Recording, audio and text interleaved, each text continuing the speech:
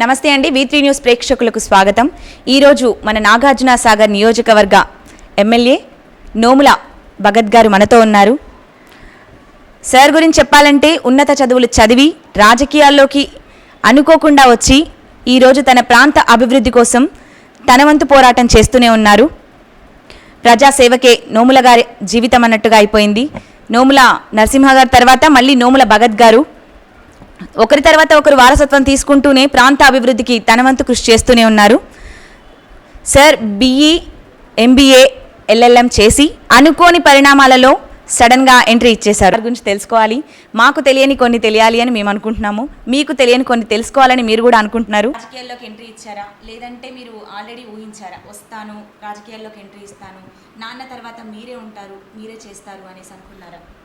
అట్లాంటిది నాన్న 2018లో ఎలక్షన్స్కి వెళ్ళక ముందు అక్కడ కూడా కొంచెం ఉత్కటంగా ఎవరు టికెట్స్ చాలామంది ఆశించే వాళ్ళు ఉండే. ఆ టైంలో చాలా ప్రోగ్రామ్స్ చేయాల్సిన అవసరం ఉండే. ఆ టైంలోనే నాన్న కొద్దిగా ఈ నడవడం అనేది కొద్ది ఇబ్బంది లైట్గా అప్పుడే ఉన్నట్టుగా మాకు తెలిసిందనమాట. అయితే నా కంప్లీట్ ప్రోగ్రామ్స్ బ్యాక్గ్రౌండ్ అంతా కూడా ఏదన్నా ఏం ప్రోగ్రామ్స్ కండక్ట్ చేయాలన్నా కానీ నేనే చూసుకునేటోని. అప్పుడు 2014లో ఏదైతే ప్రస్థానం నాది హైకోర్టులో అడ్వకేట్గా మొదలుపెట్టినో 2018 తర్వాత అది వదిలిపెట్టడం జరిగింది. వదిలిపెట్టి నాన్న కోసం జనవరిలో వచ్చేసి ఎలక్షన్ టికెట్ డిక్లేర్ అయ్యేంత వరకు, టికెట్ డిక్లేర్ అయిన తర్వాత ఎలక్షన్ అయిపోయే వరకు కూడా నాన్నకి ఎలక్షన్ ఏజెంట్గానే చేసిన ఆ రోజు చేసి మొత్తం బ్యాక్గ్రౌండ్గా టూర్ ప్లాన్, నాన్న ఎక్కడ ఏ ఊరు ఎట్లా తిరగాలి అని అన్ని ప్లాన్ చేసుకున్న తర్వాత నాన్న గెలిచిన తర్వాత సాగర్ ప్రజల ఆశీస్సులతో గెలిచిన తర్వాత ఆయనకంటూ కొన్ని వ్యూస్ ఉండేవి. ఈ నాగార్జున సాగర్ అభివృద్ధి 2014లో నాన్న మొట్టమొదటిసారిగా అక్కడ పోటీ చేయడానికి వచ్చినప్పుడు అక్కడ ఉన్న పరిస్థితులు చాలా అధ్వానంగా ఉండేవి. అసలు అభివృద్ధి మీద అయితే అసలు జాసే లేకుండా, జనాలు ఏది కూడా కోరకుండా అదేదో బతుకుతున్నట్టుగా వాళ్ళు ఆ విధంగా ఉండేవాళ్ళు అక్కడ. ఆ టైంలో నాన్న అక్కడికి పోయిన తర్వాత అక్కడున్న పరిస్థితులు చూసిన తర్వాత ఆయనకంటూ ఒక అవగాహన, ఏం చేయాలి, నిడమనూరుకి ఏం చేయాలి, పాత పూర్వవైభవం నిడమనూరుకి ఎట్లా తీసుకురావాలి, హాలియాకి మంచి అభివృద్ధి ఎట్లా చేయాలనే దాని మీద చాలా మాట్లాడుకునే వాళ్ళం. టీఆర్ఎస్ వచ్చిన తర్వాతే హాలియా చిన్న ఊర్లాగా ఉండి ఇప్పుడు మున్సిపాలిటీ అయింది. అది మన టీఆర్ఎస్ వచ్చిన తర్వాతే అయిందని చెప్పేసి అక్కడున్న ప్రజలందరూ అంటున్నారు. అదే అయితే ఈ రెండు అభివృద్ధి చేయాలన్న ఆయన కోరిక అప్పుడే కేసీఆర్ గారు మున్సిపల్ పట్టణాలు ఏవైతే ఉన్నాయో కొత్తగా చేయొచ్చు అని ఏదైతే చెప్పి అప్పట్లో జీవో తీసుకొచ్చారో దాంట్లో హాలియాని, పైగా నందికొండ ఇదివరకు ఎప్పుడు కూడా దాన్ని గ్రామ పంచాయతీగా గుర్తించని ఆ ప్రదేశాన్ని కూడా 2 మున్సిపాలిటీగా చేయాలని ఆయన నిర్ణయించారు. తద్వారా ఏమైందంటే హాలియా మున్సిపాలిటీకి ఇప్పుడు కొత్తగా ఫండ్స్ తీసుకురావడానికి మనకు కొత్తగా ఆస్కారం ఏర్పడ్డది. దాని ద్వారా ఈరోజు హాలియా ఇప్పుడు చూసుకున్న పట్టణం ఆ రోజు మా నాన్నగారు మేమిద్దరం ఎప్పుడు డిస్కస్ చేసింది. ఆ టైంలో రాజకీయాలలో నాన్న అనుకోకుండా 2 సంవత్సరాల తర్వాత చనిపోయిన తర్వాత మనకు రాజకీయాలు చేయాలా వద్దా అనే దానికంటే నాన్న 40 సంవత్సరాల రాజకీయ జీవితం ఎవరు ముందుకు తీసుకెళ్తారు, ఆయన ఆశయాలు కావచ్చు, అంత ఘనంగా కఠోరంగా ఎవరు ఉండగలుగుతారు. ఎందుకంటే రాజకీయంలో జీవితం అనేది నిజంగా మిగతా అన్నిటినీ కూడా నిజంగా ఒక సన్యాసం తీసుకోవడం లాంటిది అని అడిగితే. ఎందుకంటే గెలిచిన తర్వాత ఇప్పుడు నేను హార్డ్లీ అనమాట మా ఇంట్లో నేను మా పిల్లలతో గడిపింది, మా ఫ్యామిలీతో ఉన్నది. సో రాజకీయ సన్యాసంగా మా నాన్న అంత కఠోరంగా సేవ చేసిండు. అంత కఠోరంగా నేను చేయగలుగుతానా లేదా అని ఫస్ట్ నా మీద నాకే ఒక డౌట్ రేజ్ చేసుకున్న తర్వాత కూడా అది చెయ్యాలా వద్దా, ఆ నాన్న పొజిషన్లో నిల్చున్న తర్వాత వన్స్ ఆయన కొడుకుగా నేను ఇక్కడ ఉన్న తర్వాత ఆయన విలువలు తీయడానికైతే అస్సలు ఉండొద్దు. చేయనైనా చేయకపోయినా పర్వాలేదు, కానీ ఉంటే మాత్రం ఆయనలాగానే ఉండాలని ఒక ఆలోచనతోనే ఉండే. తర్వాత ఇంట్లో వాళ్ళందరితో మాట్లాడుకున్న తర్వాత మా నాన్న వాళ్ళ తమ్ముళ్ళు, అక్కలు, చెల్లెళ్ళు, మా ఇంట్లో మా ఫ్యామిలీ, మా అక్కలు అందరితో మాట్లాడిన తర్వాత ఖచ్చితంగా నువ్వే ఉండగలుగుతావు ఇంట్లో అని చెప్పేసి వాళ్ళు కూడా అందరు సపోర్ట్ చేశారు. ఆ రోజు అక్కడ నిల్చున్న దాని తర్వాత గౌరవనీయ ముఖ్యమంత్రి కేసీఆర్ గారు నోముల నరసింహయ్య గారి ఆశయాలను ఆ పార్టీని ముందు తీసుకెళ్లే సత్తా నాకుందని చెప్పేసి ఆయన టికెట్ ఇచ్చి దీవించడం, నాగార్జున సాగర్ ప్రజలందరూ కూడా ఆశీస్సులతోటి ఈరోజు గెలిచి అక్కడ ఎమ్మెల్యేగా పోయిన మే 2వ తారీఖు నాడు రిజల్ట్స్ ఆ రోజే రావడం, నిన్నటికి అది సంవత్సరం పూర్తయింది. సో ఈ సంవత్సర కాలంలో కూడా నాన్న నాకు ఏదైతే మీ ఇద్దరం ఎప్పుడు పంచుకునేటోళ్ళమో, మేమిద్దరం ఎప్పుడు ఏదో ఒకటి తరచూ కాన్స్టిట్యున్సీ గురించి మాట్లాడుకునే వాళ్ళం, ఏవైతే ఉన్నాయో ప్రతి ఒక్కరు కూడా ముందు తీసుకెళ్లే ప్రయత్నం చేయాలి. భగత్ గారు అనాలా, లయన్ భగత్ గారు అనాలా? ఇది ప్రస్తుతం అంటే ఇప్పుడు కాదు సార్, ఫ్రమ్ లాస్ట్ మీది ఒక ట్రోల్ అయింది బాగా. పులులు సింహాలు మధ్యలో మీరు, RGV గారు కూడా మీకు ట్వీట్ చేశారు, మీరు వెళ్ళి కూడా ఆర్జీవిని గారు కలిశారు. మరి మిమ్మల్ని నోముల భగత్ గారు అని పిలవాలా, లయన్ భగత్ గారు అని పిలవాలా? నోముల భగత్ గారని పిలవాలండి. లయన్ భగత్ అట్లాంటివి నాకు ఇష్టం ఉండవు. నోముల భగతే, అది కూడా నోముల నరసింహ గారి కొడుకుగా ఇంకా నోముల భగత్ అన్నా కానీ నేను చాలా ఇష్టపడతాను. ఎందుకంటే ఈరోజు నా చిన్నతనం నుంచి సరే మేము ఇంజనీరింగ్ అయిపోయేంత వరకు కూడా నా వృత్తిని అంటే నా చదువులు నేనే ఉన్నా, ఆయన వృత్తి ఆయన చేసుకుంటూ ఉన్నా కానీ మేము ఎప్పుడు కూడా అంత ఎక్కువ మాట్లాడుకోపోయేసరికి 2009లో ఆయన ఎప్పుడైతే మొట్టమొదటిసారి ఓడిపోయి ఉన్నారో అక్కడి నుంచి కూడా నాకు ఆయనకు మధ్యలో ఎక్కువ టైం దొరికేది. ఆ టైం మీ ఇద్దరం ఎక్కువ గడిపినాం కాబట్టి ఆయన కొడుకుగా నోముల భగత్ గానే ఎక్కువ ఇష్టపడతా. అనుకోని పరిణామాల మధ్య మీరు ఎంట్రీ ఇచ్చారా పాలిటిక్స్లోకి, లేదంటే సార్ ఏమైనా చెప్పారా ముందే నా తర్వాత వారసత్వం మీకే అని చెప్పి ఇంట్లో వాళ్ళకి చెప్పడం, మీతో ఎప్పుడైనా డిస్కస్ చేయడం ఇలాంటివి జరిగాయా సార్ మీ మధ్యలో? లేదండి, ఎప్పుడు రాకపోయేటి. ఆయన ఎప్పుడైనా కానీ నా చదువుకి నేను పనిచేసే దానికే ఆయన ఎక్కువ ఇంపార్టెన్స్ ఇచ్చేవాడు. అందుకే ఇంజనీరింగ్ అయిపోగానే ఫస్ట్ ఈఎంఆర్ఐలో చేశా 6 months. అప్పుడు సత్యంలో జాబ్ రాలేదు. తర్వాత ఈఎంఆర్ఐ వాళ్ళదే చేస్తుంటే మధ్యలో వాకిన్స్ వచ్చినాయి, దాంట్లో సత్యంలో జాబ్ చేసిన. దాని తర్వాత ఎంబీఏ కంప్లీట్ చేసుకున్న తర్వాత ఫార్మా కంపెనీలో ఒక 2 years చేసిన. ఈ టైంలో బిజినెస్ ఎస్టాబ్లిష్ చేయడం, మళ్ళీ మా నాన్న చదువు సైడ్ ఎక్కువ మొగ్గు చూపాలి, నువ్వు బిజినెస్ కంటే అని ఎక్కువ అని చెప్పినప్పుడు అప్పట్లోనే లా స్టార్ట్ చేయడం. 2014 ఎలక్షన్స్ మా నాన్న అప్పుడే తెలంగాణ ఫామ్ కావడం, ఇక్కడ పోటీ చేసిన తర్వాత అప్పటికే నా లా అయిపోయింది 2014కి. 2014 జూన్ అలా నేను ఎన్రోల్మెంట్ తీసుకొని ఎస్ లక్ష్మారెడ్డి గారిని సీనియర్ కౌన్సిల్ ఉండేవాళ్ళు, అతని దగ్గర జాయిన్ అయ్యి అక్కడి నుంచే ఆయన కింద అదే ఆఫీస్లో పనిచేస్తూ ఉండేవాడిని 2018 వరకు కూడా, ఆల్మోస్ట్ 4 years.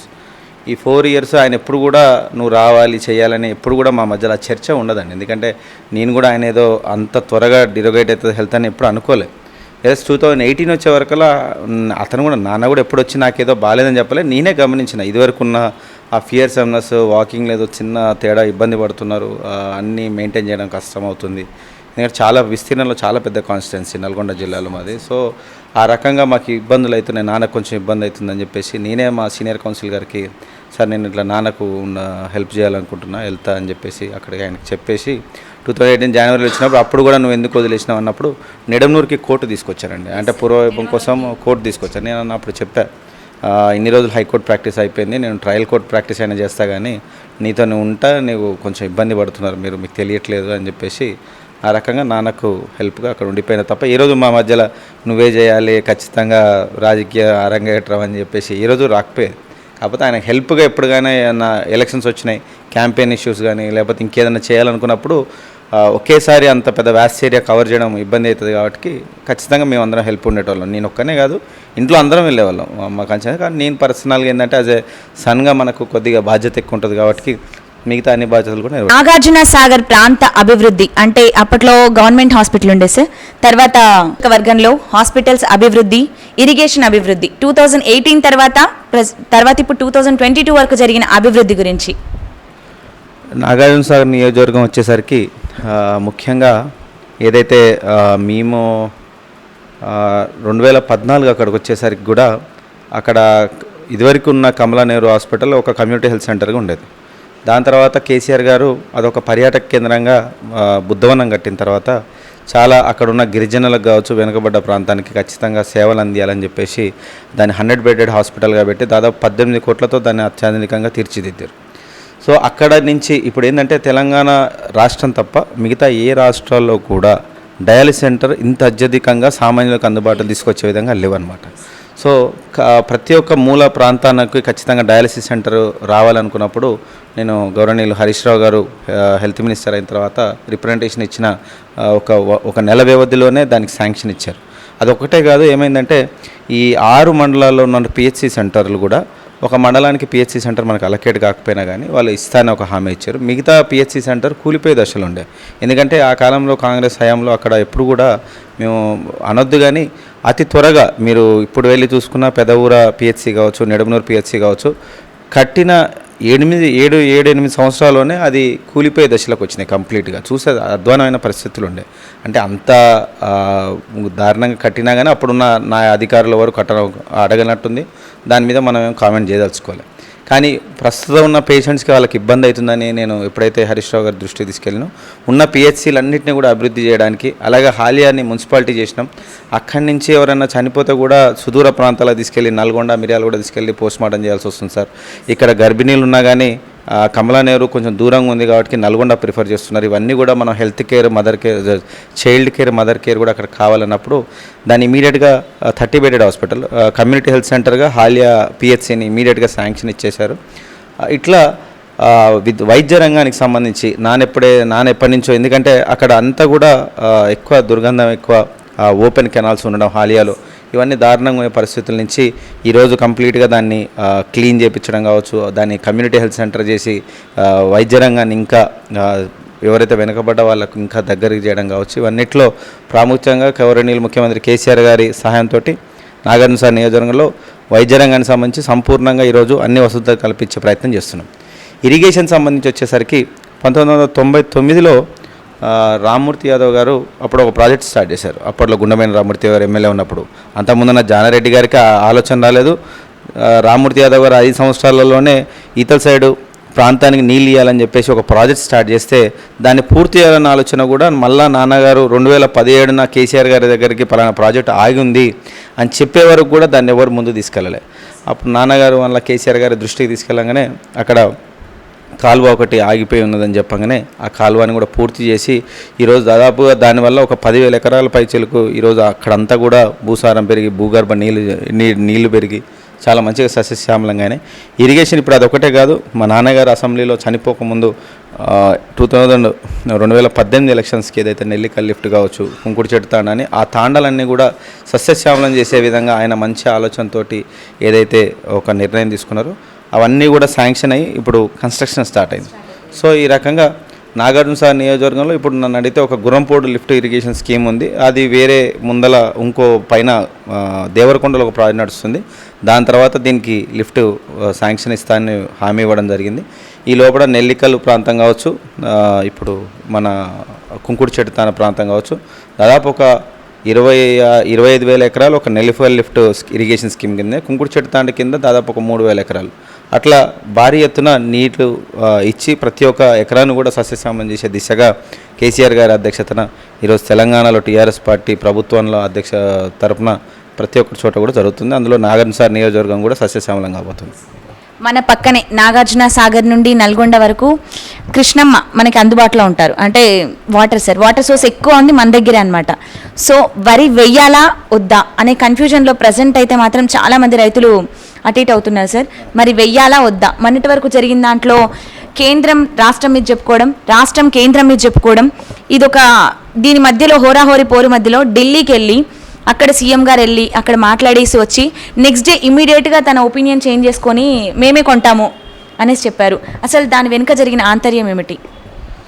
బయట చూసే వాళ్ళకు ఇది ఒక మేబీ కావాలని చేసిరేమో, కేంద్రాన్ని నిజంగా నిలదీయాలని లేదేమో అంటారు. కానీ ఎవరికి ఉంటుందండి ఆనందం? మాకు అర్థం కాదు. ఇప్పుడున్న ఎమ్మెల్యేలకు మీ అందరం రైతుల తరపున రోడ్ల మీద కూర్చొని అంత ఎండలో పోరాటం చేయాలి. రైతుల తరపున వాళ్ళకు మనం తెలంగాణ రైతుల పరంగా ఇంత అభివృద్ధి చెందుతుంటే ఈ రకంగా ఒత్తిడి తేవడం అనేది మంచిది కాదని చెప్పేసి సింపుల్ కూడా చేసుకోవచ్చు. బట్ రైతులకు తెలియాలి, ఈ కేంద్రం ఏదైతే మన మీద ఒత్తిడి తెచ్చి తెలంగాణ తెచ్చుకున్న తర్వాత మొన్నటిదాకా సరే ఉమ్మడి ఆంధ్రగా ఉన్నప్పుడు మన మీద వేరే వాళ్ళు మన మీద పెత్తనం చెలాయించారు అనుకున్నాం. కానీ ఈరోజు తెలంగాణ సాధించుకొని మంచి అభివృద్ధి పదంలో నడుస్తుంటే కేంద్రం ఏ రకంగా తెలంగాణని వాళ్ళ చెప్పు చేతుల్లో పెట్టుకోవడానికి ఎంత అణిచివేయడం కోసం ఎంత దారుణంగా వ్యవహరిస్తుందో ఇది తెలంగాణ ప్రజానీకానికి తెలియాలి.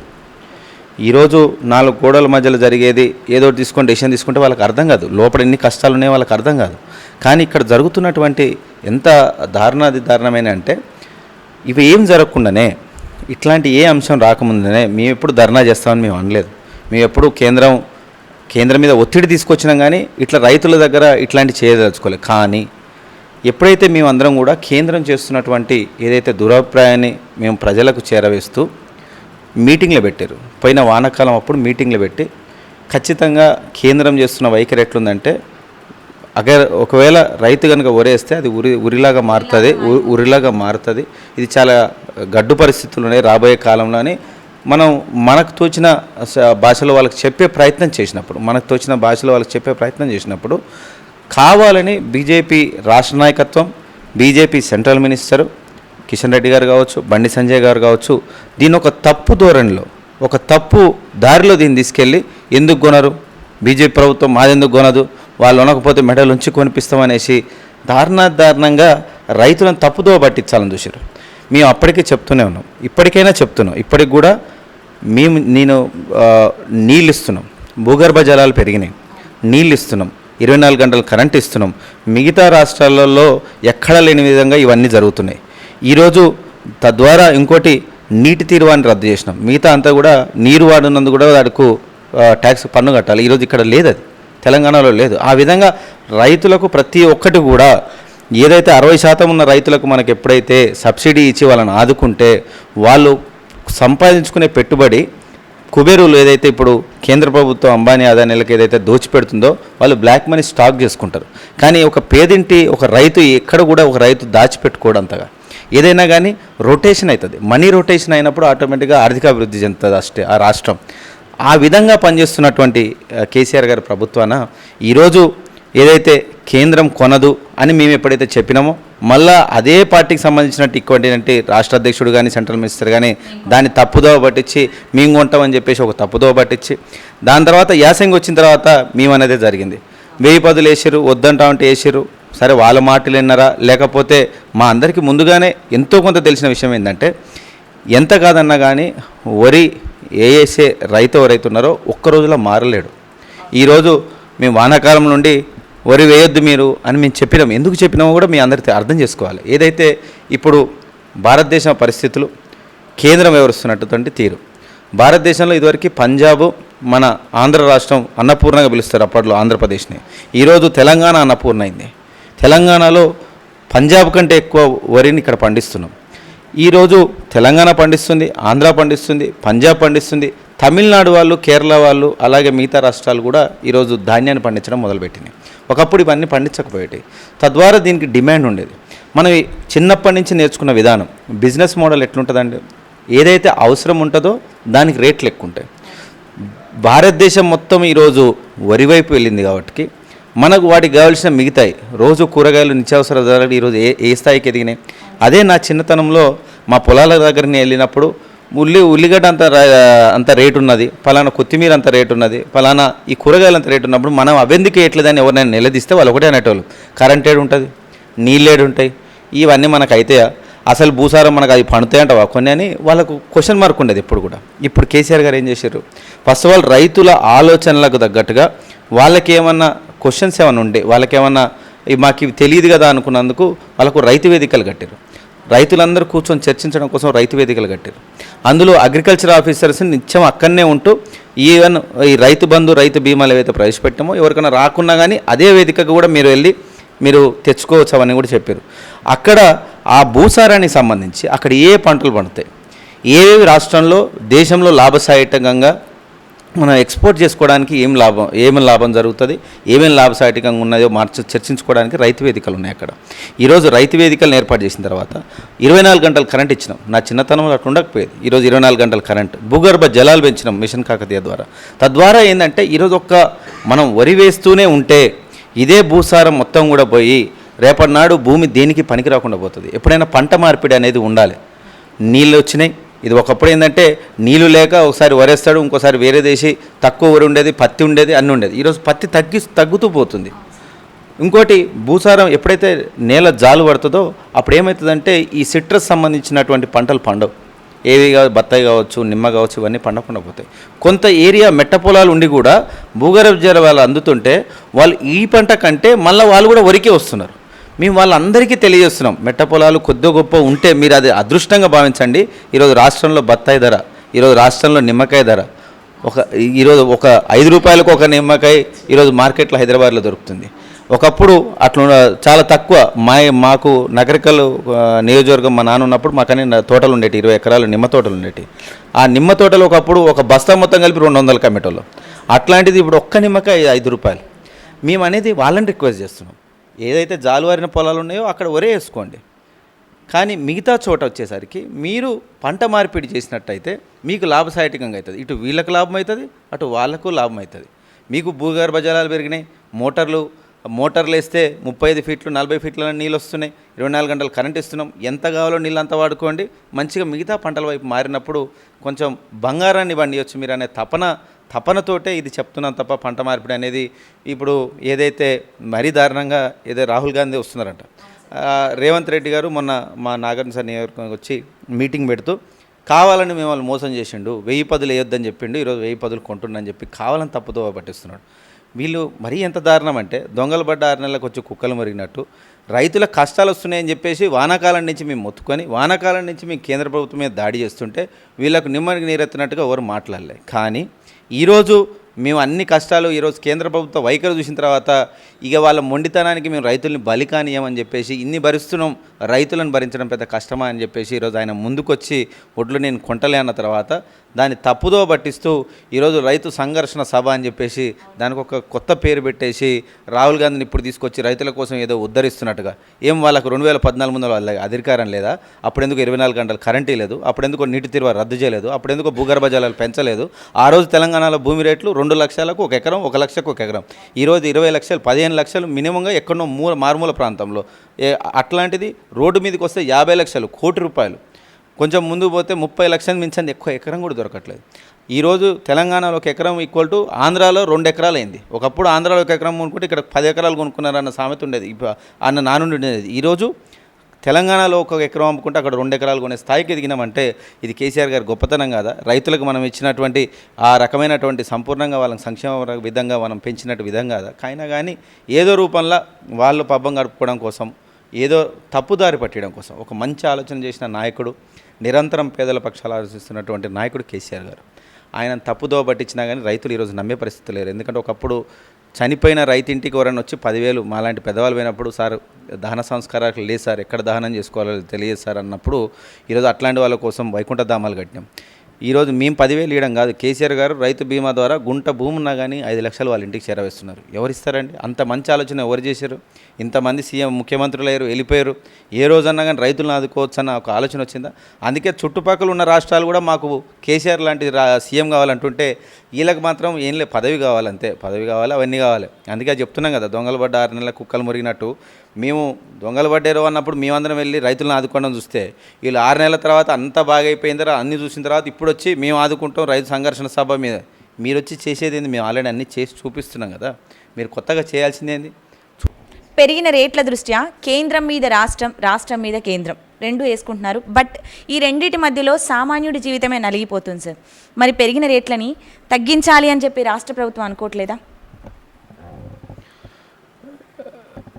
ఏదైనా రేట్లు నిర్ణయించడం కావచ్చు, రేట్లు ఏ విధంగా మనం ఏంటంటే భారతదేశం కేంద్ర ప్రభుత్వం వ్యవహార శైలి ఎలా ఉండాలంటే ఏ రాష్ట్రం ఏం పండిస్తే ఏంది, మీరు కూరగాయల ధరలు తీసుకుంటే లేదా ఈరోజు పెట్రోల్ డీజిల్ గ్యాస్ ధరలు అది కేంద్రం చేతిలో ఉంటుంది తప్ప రాష్ట్రం చేతిలో ఉండదు. మేము అది కూడా చెప్తున్నాం, చాలా వరకు మీ రాష్ట్రాలు తగ్గించట్లేవని మన మీద నిందిస్తున్నారు.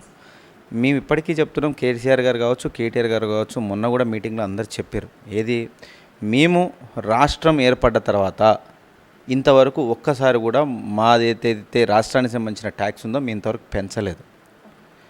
కేంద్రానికి సంబంధించిన మీరే ఈరోజు ట్యాక్స్ రూపంలో కాకుండా సెస్ రూపంలోని రకరకాల సెస్ రూపాల్లో మీరు పెంచుతూ వచ్చి దాదాపుగా మీరు పెంచారు ఒక 28 రూపాయలు 30 రూపాయలు మీరు పెంచారు తప్ప మేమేం పెంచలే.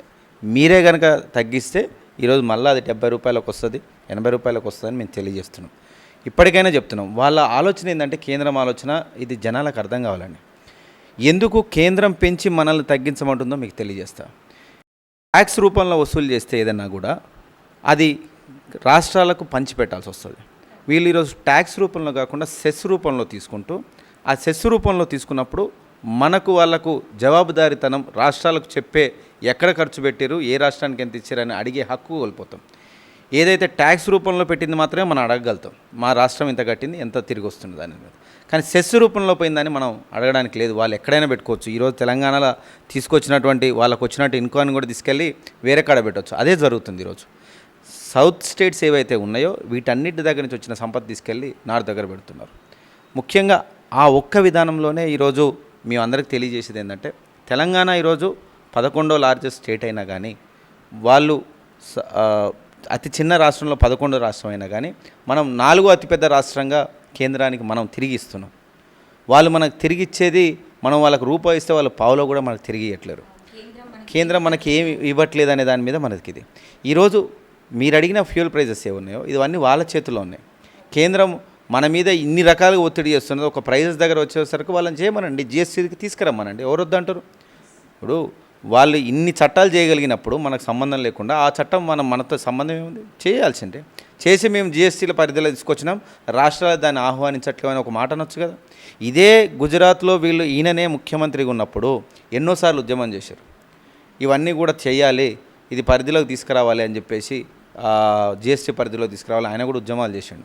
రైతులకు కూడా న్యాయం చేయాలని చాలా రకాలుగా ఉద్యమాలు చేశాడు. ఈరోజు ఆయన ప్రధానమంత్రి అయ్యేసరికి అన్నీ మర్చిపోయాడు.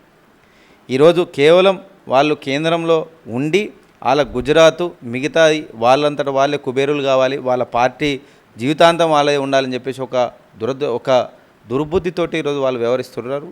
తద్వారా అన్ని రాష్ట్రాల్లో కూడా ఈరోజు ప్రైజెస్ చాలా పెరిగిపోయినాయి.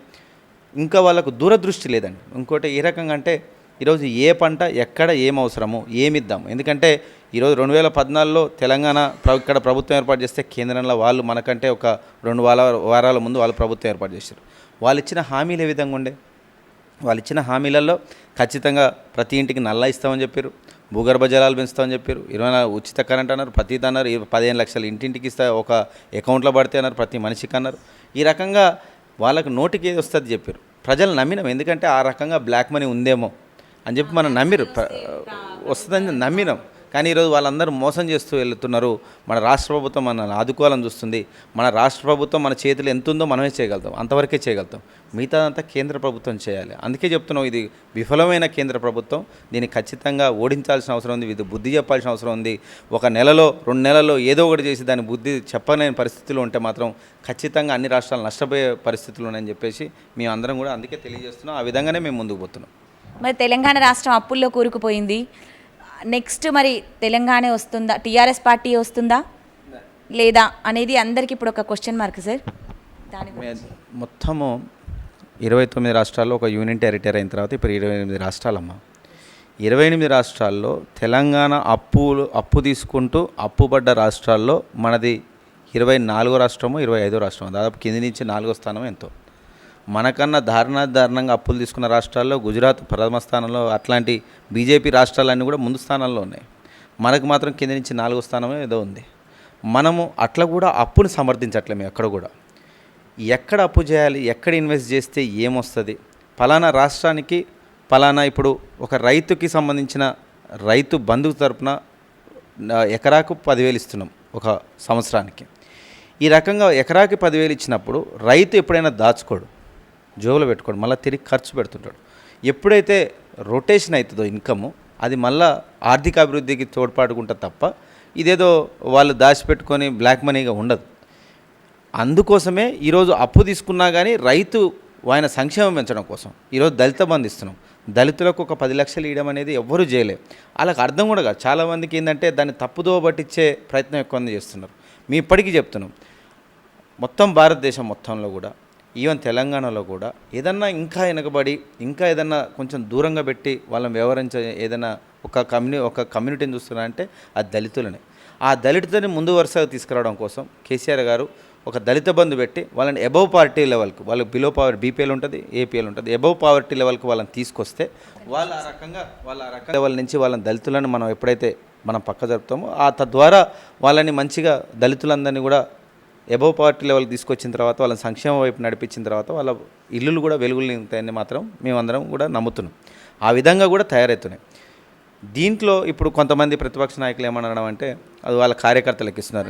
నేను అదే చెప్తున్నా. మా నల్గొండ జిల్లాను చూడండి. మా నల్గొండ జిల్లాలో ఇదే మా నాగార్జున సాగర్ నియోజకవర్గంలో 3 ఊర్లను సెలెక్ట్ చేసిన. ఒక ఊర్లో దళితులందరూ ఒకే పార్టీకి ఉంటారా? నేను సెలెక్ట్ చేసిన 3 ఊర్లు, అంటే 100 యూనిట్లు వచ్చినాయి. 100 యూనిట్లు 3 ఊర్లే తీసుకున్నా. ఎప్పుడు కూడా కార్యకర్తలను విభజించి ఇందులో 10 మందిని తీసుకోలేదు. 100 యూనిట్లు 3 ఊర్లు మొత్తం కవర్ చేసినాం. వచ్చి చూడమని చెప్పండి. ఎవరైనా కామెంట్ చేస్తే వచ్చి చూడమని చెప్పండి. ఈరోజు నేను 3 గ్రామాలు, ఒక ఊర్లో 48 మంది కుటుంబాలు ఉంటే ఇంకో ఊర్లో 25, ఇంకో ఊర్లో 22, అంటే 100 యూనిట్లు ఒకే. అంటే ఈరోజు మా మంత్రి గారు జగదీశ్వర్ రెడ్డి గారి నియోజకవర్గంలో ఒకే ఊరిలో 100 కుటుంబాలు ఉన్న ఊరికి 100 కుటుంబాలు పెట్టేశారు. ఏదో అక్కడ లేరా బీజేపీ వాళ్ళు, కాంగ్రెస్ వాళ్ళు, టీఆర్ఎస్ వాళ్ళు? అన్ని కుటుంబాలకు పెట్టినాం. నల్గొండ జిల్లాని వచ్చి చూడమని చెప్పండి, ఒకసారి వాళ్ళకి తెలుసుకోమని చెప్పండి. ఒట్టిగా ఏది పడితే అది మాట్లాడడం కాదు. ఎందుకంటే ఒక ఊరిలో ఆ ఊరు మొత్తం సరే ఏ పార్టీ లేకపోతే అది మా తప్పిదం ఎట్లయితుంది? అది టీఆర్ఎస్ పార్టీ తప్పిదం కాదు కదా. వాళ్ళందరూ కూడా కేసీఆర్ నమ్మితే మా తప్పిదం ఎట్లయితుంది? దళితుల బాగా ఆలోచించిన తర్వాత, ఒకప్పుడు అంబేద్కర్ గారు రచించిన రాజ్యాంగం, అంబేద్కర్ దళితుల గురించి ఆలోచించిన తర్వాత, ఇంతకాలం తర్వాత ఒక రాష్ట్రంలో దళితులు బాగుపడాలని ఆలోచించిన ఏకైక ముఖ్యమంత్రి కేసీఆర్ గారు. దానికోసం ఊర్లో ఉన్న వాళ్ళందరూ మా వైపు వస్తే, ఆ దళితులందరూ మా వైపు వస్తే అది మా తప్పిదం ఎట్లయితుంది? ఒక ఊరు మొత్తాన్ని పెట్టినాం కదా, అలా మీ వాడు ఒక్కడు లేకపోతే మేమేం చేయం దానికి. కేసీఆర్ గారు అన్నట్టు మరి రాజ్యాంగంలో మార్పులు చేస్తే తప్పకుండా న్యాయం జరుగుతుంది అన్నారు, అది నిజమేనా సార్? దాన్ని కూడా తప్పుదో పట్టించారని చాలామంది. ఎందుకంటే కేసీఆర్ గారు ఏదన్నా ఒక సంచలనంగా భావిస్తారు జనాలు, కానీ రాజకీయ నాయకులు ఎట్లా ఆలోచిస్తారంటే అమ్మ దొరికిందిరా దీంట్లో ఏదో తప్పిదం దొరికిందని చెప్పి వాళ్ళు ఇంకో కోణంలో తీసుకెళ్తారు. దాన్ని కావాలని దళితుల్ని ఇంకోవైపు, ఎందుకంటే దళితులలో కూడా ఇప్పుడు కొంతమంది రకరకాల పార్టీలు వచ్చినాయి, డిఎస్పీ వచ్చింది, ఇంకోటి వేరే పార్టీలు వచ్చినాయి. వాళ్ళకి ఏంటంటే ఈరోజు టీఆర్ఎస్ ప్రభుత్వం దళితుల సంక్షేమం కోసం చేస్తున్నటువంటి తపనను, పాటుపడుతున్నటువంటి తపను వాళ్ళు గుర్తించట్లేదా? నేను దాని మీద వాళ్ళ విజ్ఞతకే వదిలేస్తా. కానీ ఎప్పుడైతే రాజ్యాంగంలో కొన్ని మార్పులు చేసినట్టయితే ఖచ్చితంగా ఈ దేశ అభివృద్ధి మిగతా అన్ని దేశాల కంటే మెరుగుపరచవచ్చు. ఏదైతే రాజ్యాంగంలో అంబేద్కర్ గారు రచించారో ఆ విధంగా ఇప్పుడు ఉండట్లేదు. దాంట్లో కొన్ని లొసుగులు ఉపయోగించుకొని కేంద్రం ఈరోజు రాష్ట్రాలపైన పెత్తనాన్ని చెలాయిస్తుంది. వాళ్ళకు కావాల్సిన రాజ్యాంగాన్ని మార్పులు చేర్పులు చేసుకుంటూ మన రాష్ట్రాలపై ఒత్తిడి చేస్తుందని చెప్పేసి మన ముఖ్యమంత్రి గారు భావించారు. ఈరోజు ఎప్పుడైనా కేసీఆర్ గారు మీరు ఆలోచించుకుంటే, బతికున్న రోజులు ఇది బాగుంటే సరిపోతుంది అనుకోవట్లేదు. తరతరాలు ఈ రాష్ట్రం బాగుపడాలి, ఈ దేశ ప్రజలు బాగుపడాలన్న ఆలోచన దూరంతో గౌరవ ముఖ్యమంత్రి గారి ఆలోచనలు ఉంటాయి. ఆ ఆలోచనతోటి చెప్పిన ఆ మంచి మాట అది. ఏదైతే కేంద్ర ప్రభుత్వం ఇట్నే శాసించుకుంటూ పోతే రాష్ట్రాలన్నీ కూడా కుంగిపోతాయి. అట్లా ఉండొద్దు. అవి మంచిగా ఉండాలంటే ఖచ్చితంగా రాజ్యాంగంలో కొన్ని మార్పులు చేయాలి. ఏదైతే బిఆర్ అంబేద్కర్ గారు కళలో నిజం కావాలన్నా కానీ కొన్ని లొసుగులు ఉపయోగించుకొని ఏదైతే కేంద్ర ప్రభుత్వం రాష్ట్రాలపై పెత్తనం చెలాయిస్తుందో దాన్ని ఖచ్చితంగా మార్పు చేయాలి. ఎందుకంటే ఇంతవరకు బీసీ గణన చేయమని ఎప్పుడూ పంపించిన తీర్మానాలు చేసి ఇంతవరకు చేయలే. ఎందుకో చేయరు? ఎందుకంటే బీసీలు అత్యధిక శాతం ఉన్నారు, వాళ్ళకు న్యాయం జరుగుతుందన్న ఒక దురాలోచనతో వాళ్ళు రకరకాల వ్యవహరిస్తున్నారని ఒక తప్పు. ఇట్లా చాలా రకాలు ఉన్నాయి. ఆ రోజు కేసీఆర్ గారు మరుసటి రోజు ప్రెస్ మీట్ పెట్టినాడు, అందరికి సవాల్ చేసి చెప్పారు ఏమేం కోరుకుంటున్నాను అనేదాన్ని. అట్లా ద్వారా ఏంటంటే దాన్ని తప్పుదో పట్టించాలనుకున్నా కానీ కేసీఆర్ గారు ఒక మంచి ఉద్దేశం ఉన్న నాయకుడు ఎవరికి దొరకడు, ఏ రాష్ట్రానికి దొరకడు. అంత మంచి ఉద్దేశం, ఖచ్చితంగా ప్రజల సంక్షేమం కోరే నాయకుడు ఆయన ఒక్కరే ఉంటారు. అంతటి దూరదృష్టితో ఆలోచించే నాయకుడు ఆయన ఒక్కడే ఉంటాడు. తద్వారా మీ అందరికీ తెలియజేసేది ఏంటంటే, ఈరోజు రాజ్యాంగాన్ని మారుస్తానా, మేము దళిత బంధు ప్రవేశపెట్టినా ఎక్కడైనా అది పార్టీకి రంగు పూయకుండా తెలంగాణ ప్రజల సంక్షేమం కోసం, తెలంగాణను బంగారు తెలంగాణ చేయడం కోసం కేసీఆర్ గారు పడే తపనను మాత్రం మీరు అర్థం చేసుకోవాలని తెలియజేస్తున్నాం. మరి బంగారు తెలంగాణ వస్తే మా బతుకులు మారిపోతాయి, మేమంతా బాగుంటాము అని చెప్పేసి యావత్ యువత మొత్తం సార్ ఎదురు చూసింది. నిరుద్యోగుల ప్రధానంగా ఉన్న సమస్య నిరుద్యోగులకి ఏదో ఒకటి చేస్తాము, కొలువుల జాతర వేస్తాము, కొలువుల మేళా వేస్తాము, కొలువులు వేస్తున్నాము అని చెప్పుకుంటూనే వేస్తాం అనుకుంటూనే లక్షల్లో ఉన్న ఖాళీలని వేలల్లోనే భర్తీ చేస్తున్నారు. కానీ ఇప్పటివరకు కేసీఆర్ గారు మీ అందరికీ తెలుసు, దాదాపు 89,000 ఖాళీలు ఉంటే 89,000 మొత్తం వేసారు. దాని తర్వాత మీకు అందరికి తెలియాల్సింది ఏంటంటే, మనం తెలంగాణ రాష్ట్రం సాధించుకున్న తర్వాత కూడా దాదాపు 1,00,000-2 లక్షల దాకా ఇప్పుడు ఆల్రెడీ ఉద్యోగాలు వేసి భర్తీ చేయడం జరిగింది. చేయలేదు కాదు, వాళ్ళందరూ తప్పుదో పట్టి మళ్ళీ కూడా చెప్తున్నా కదా, ఏదో రూపంలో మనము ఈరోజు నీళ్లు నిధులు నియామకాల పేరుతోటే మనం ఇక్కడికి వచ్చినాం. దాదాపు ఏ రాష్ట్రంలో అయినా కానీ రాష్ట్ర జనాభా తగ్గట్టుగా అందులో ఒక 6%, 5% వరకే మనం గవర్నమెంట్ ఉద్యోగాలు ఇవ్వగలుగుతాం. మిగతా అందరికి కూడా గవర్నమెంట్ ఉద్యోగాలు క్రియేట్ చేయలేం. అందుకని మేము అందరికి తెలియజేసేది ఏంటంటే, ఈరోజు గవర్నమెంట్ ఉద్యోగాలు వాళ్ళకు ప్రతి ఒక్కరికి దక్కే విధంగా, అందుకని మేము ఏ రాష్ట్రం ఎవరు తీసుకొని డెసిషన్ ఈరోజు మన కేసీఆర్ గారు తీసుకున్నారు, జాబ్ క్యాలెండర్ రిలీజ్ చేస్తా అని చెప్పి. ప్రతి ఒక్క డిపార్ట్మెంట్ నుంచి ఏది ఉన్నా కానీ ప్రతి ఒక్కటి కూడా మేము జాబ్ ఖాళీలు చూపెడతాం. జాబ్ ఖాళీలలో వాళ్ళు ఏ విధంగా అయినా కానీ వాళ్ళు ప్రిపేర్ కావచ్చు. తద్వారా వాళ్ళు కూడా కెరీర్ కూడా డిస్టర్బ్ కాకుండా దాని దగ్గరగా ప్రిపేర్ అయ్యి వాళ్ళు జాబ్ కొట్టవచ్చు అన్న ఒక మంచి ఆలోచన చేశారు. ఆ విధంగా ఈరోజు జాబ్ ఖాళీలు ఏర్పాటు చేసినాం.